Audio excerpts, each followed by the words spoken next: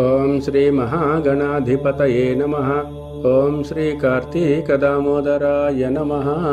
ఆంధ్రదేశమున పవిత్ర కృష్ణానదీ తీరమున బాదరా అను గ్రామముండెను. ఆ గ్రామంలో నివసించున్న అన్ని వర్ణముల వారు అన్నిటను సంపన్నులై ఉండిరి. పాడి పంటలు, భోగభాగ్యములు, సుఖశాంతులు మున్నగు వానితో ఆ గ్రామం సంతోషపూర్ణమై ఉండెను. ఆ గ్రామములో పోతడు అను పేరు గల చాకలి ఉండెను. అతని భార్య మాలి క్రూర స్వభావురాలు, దయాదాక్షిణ్యములు లేనిదై గయ్యాళి అని పేరు పడెను. వారికి 4 కుమారులు. ఆ దంపతులు తమ కుమారులు 4కిను తగిన సమయములందు వివాహం చేసిరి. మొదటి 3 కోడళ్లు తమ అత్తగారి వలె పొగరుబోతు స్వభావం కలిగి చెడ్డ పేరును తెచ్చుకొనిరి.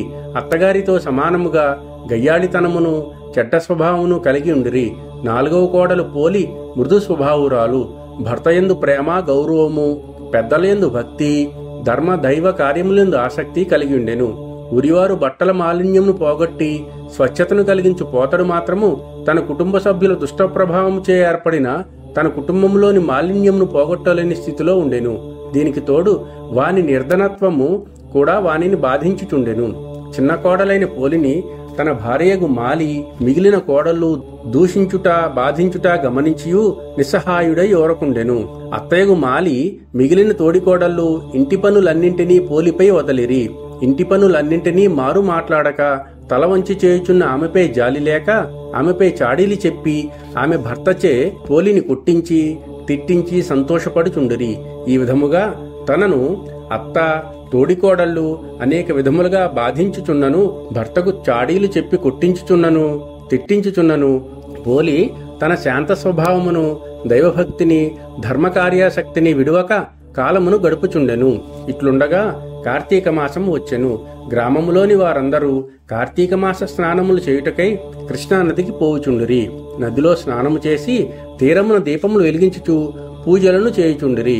ఇట్లు గ్రామము నుండి నదీ స్నానమునకు, దీపారాధనకు, పూజలకు చాలా మంది వెళ్ళిరి. అట్లు వెళ్లిన వారిలో నిజమైన భక్తులు కొందరుందురు. మిగిలిన వారు తాము కూడా పూజామున్నగు వానిని చేసి పుణ్యము సంపాదించవలయునని తలచి నదీ స్నానం మొదలగు వానిని చేయుదురు. మరికొందరు తామును మిగిలిన వారి వలె చేయనచో బాగుండదని వచ్చి మిగిలిన వారి వలె నదీ స్నానమును ఆచరింతురు. ఇట్టి వీరందరినీ చూసి వినోదించుటకై కూడా మరికొందరు నదీ స్నానం మొదలగు వాటికి తయారగుదురు. పోలి అత్త మాలియును ఆమె తోడికోడలు 3 పోలిని ఇంటి వద్ద నుంచి నదీ స్నానమునకు వెళ్లిరి. ఇంటి పనిని, బాధ్యతను పోలికి అప్పగించి నదీ స్నానమునకు పోయి స్నానము, దీపారాధన మున్నగు వాన్ని చేయునప్పుడు వారి దృష్టి దైవంపై, దైవకార్యంపై లేదు. మనస్సు చేయు పనిపై నిలుపలేదు. భక్తి వారిలో మొదటి నుండి లేదు. స్నానము మొదలగు వాన్ని చేయుచున్నను వారు పోలి ఇంటి వద్ద పాలను త్రాగుచున్నదేమో, పెరుగు, వెన్న మొదలగు వానిని తినుచున్నదేమో, లేక వాటిని అమ్ముకొని సొమ్ము చేసుకుని దాచుకున్నదేమోనని అనేక విధములుగా తలచుకొనుచు తమ తలపులను మాటలతో పక్కవారిని తెలుపుకొనుచు తమ బుద్ధిని, మనసుని పోలిని ఆడిపోసుకునుటయందు నిలిపిరి. వారి శరీరములు, అవయవములు నదీ స్నానమును, దీపారాధనమును, దైవదర్శనమును చేయుచున్నవి. వారు కేవలము పోలికి చెందిన పరధ్యాసలో మనస్సును, స్నానము మొదలగు వానిలో శరీరమును, పోలిని నిందించుటలో మాటలను నిలిపిరి. ఈ విధముగా కార్తీక మాసమును కృష్ణాతీరమున వారు గడిపిరి. వ్రతోద్యాపనకే మార్గశిరశుద్ధ పాడ్యమి నాడు కృష్ణాతీరమునకు చేరిరి. ఇక ఇంటినున్న పోలి నిస్సహాయురాలు, అత్తగారితో తోడిగోడళ్లకును సమాధానమును కూడా చెప్పలేని స్థితిలో నున్నది. భర్త కూడా తన తల్లి మాటలను, వదినల మాటలను వినును, నమ్మును, తనను పట్టించుకోడు.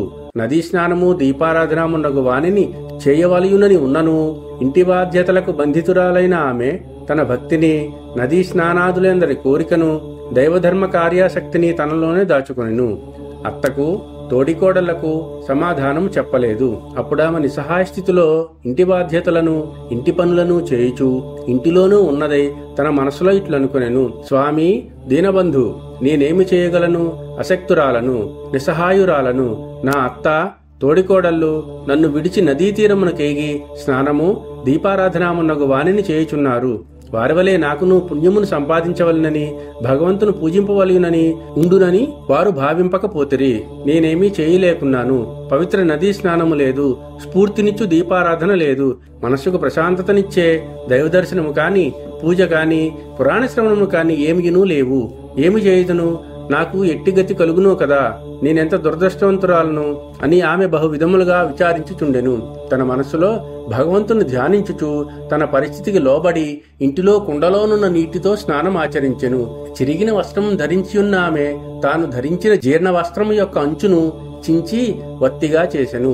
దానిని ఒక పాత్రలో ఉంచి కవ్వమును కంటిని కొద్దిపాటి వెన్నను తీసి ఆ పాత్రయందుంచి దీపమును వెలిగించి, స్వామి పుండరీకాక్ష, గోవింద జనార్దన, అనాథరక్షక, దీనబంధు, దయచూపుము, నేను అశక్తురాలను, నాపై అనుగ్రహమునుంచుమని ప్రార్థించెను. ఇట్లు దీనావస్థలోనున్న పోలిని వైకుంఠమునున్న దయాసముద్రుడగు శ్రీ మహావిష్ణువు గాంచెను. ఆమెపై అనుగ్రహమును కలిగెను. ద్వారపాలకుడైన సుశీలుడను వానిని చూసి, పోయి నీవు వెంటనే సగౌరముగా బంగారు విమానమునెక్కించి ఆమెను తీసుకురమ్మని ఆజ్ఞాపించెను. సుశీలుడును వెంటనే పోలి ఉన్న చోటుకి బంగారపు విమానముతో వచ్చి, ఓ సాధ్వి, మంచి నడవడిక గల ఉత్తమురాలా, నిన్ను ఈ శరీరముతోనే వైకుంఠమునకు తీసుకురమ్మని శ్రీ మహావిష్ణువు పంపెను. కావున వెంటనే వచ్చి ఈ విమానము ఎక్కుమని తొందర పెట్టెను. అప్పుడే వ్రతోద్యాపనం చేసుకుని పోలి అత్త మాలి మిగిలిన తోడికోడళ్ళు ముగ్గురును ఇంటికి వచ్చిరి. మాలి జరిగిన దాన్ని తెలుసుకుని తనను వైకుంఠమునకు చేరవలెనని తలచి విమానంతో నెగరబోచున్న పోలి పాదములను పట్టుకొనెను. మాలి యొక్క పెద్ద కోడలు తన అత్తయ్యకు మాలి పాదములను పట్టుకొనెను. అట్లే ఆమె పాదములను రెండవ కోడలి పాదములను మూడవ కోడలు పట్టుకొనిరి. ఈ విధముగా వైకుంఠమునకు విమానంలో పోచున్న పోలి పాదములను పట్టుకొని అత్త, ఆమె పాదములను పట్టుకొనిన పెద్ద కోడలు, ఆమె పాదములను పట్టుకొని రెండవ కోడలు, ఆమె పాదములను పట్టి వ్రేలాడుచున్న మూడవ కోడలు చూచువారికి విచిత్ర దృశ్యం కనిపించెను. వైకుంఠ విమానమును నడిపించు సుశీలుడు వీరిని చూసెను. వారు పోలిని పెట్టిన బాధలు గుర్తుకు తెచ్చుకొనెను. శ్రీ మహావిష్ణువు మాటలను, పోలిపై ఆయనకు కలిగిన దయను గమనించెను. మీరు మంచివారు కారు. పోలిని చూసి అసూయపడి ఆమెను బహు విధములుగా బాధించిరి. మీరు దుష్టులు. మీరు నదీ స్నానము, దీపారాధనము, దైవదర్శనము, పూజ, పురాణ శ్రవణము మున్నగు వానిలో పాల్గొన్నను మనసులో పోలిపై అసూయపడిరి. పోలిని దూషించుచు పాలు, పెరుగు, నెయ్యి మొదలగు ఇంటి విషయములను తలచిరి. కావున మీరు దుష్టులు. మీరు వైకుంఠమునకు రాదగినవారు కారు. కుంభీపాకము మొదలగు నరకములే మీకు తగినవి. అచటకు పొండని సుశీలుడు చేతిలోనున్న కత్తితో మాలి చేతులను నరికెను. అప్పుడు మాలియు ఆమె కోడళ్ళు ముగ్గురును క్రింద పడిరి. సుశీలుడు మిక్కిలి ప్రేమాదరణలతోనూ మహావైభవముగా పోలిని వైకుంఠమునకు తీసుకుని పోయిను. ఈ విధముగా పోలి శ్రీ మహావిష్ణువు దయకు పాత్రురాలైనది. పోలి వృత్తాంతం వలన ఈ కింది విషయములను గమనింపదగినవి. భగవంతునియందు నిర్మలమైన భక్తి ఉండవలెను. ఆ భక్తిలో తన్మయత్వం ఉండవలెను. పూజలోని ఆడంబరములు కాని, పూజ చేయువారి ఆడంబరము కాని భగవంతుని మొకమాట పెట్టవు. ఇతరులను చూచి అసూయపడుట, వారిని బాధించుట భక్తులైన వారికి ఉండరాదు. అట్టివారు మాలి వంటివారు. పరిశుద్ధమైన భక్తి మాత్రమే నిరాడంబరమైనను భగవంతునికి ప్రీతి కలిగించును. దిక్కులేని వారికి దేవుడే దిక్కు. కావున మనలో ప్రతి ఒక్కరును అసూయాద్వేషములు విడిచి నిర్మలమైన భక్తితో ఉన్నంతలో యథాశక్తిగా భగవంతుని చేరుటకు పోలివలే యత్నింపవలెను. మాలీమున్నగు వారు సంసారంలోని మాయకు గుర్తులు కాగా, పోలి నిర్మల నిశ్చల భక్తికి ప్రతీక. అట్టి భక్తికి కులముతో, సంపన్నతతో పని లేదు. మనమును అట్లగుటకు ప్రయత్నించవలెను. ఓం నమః శివాయ.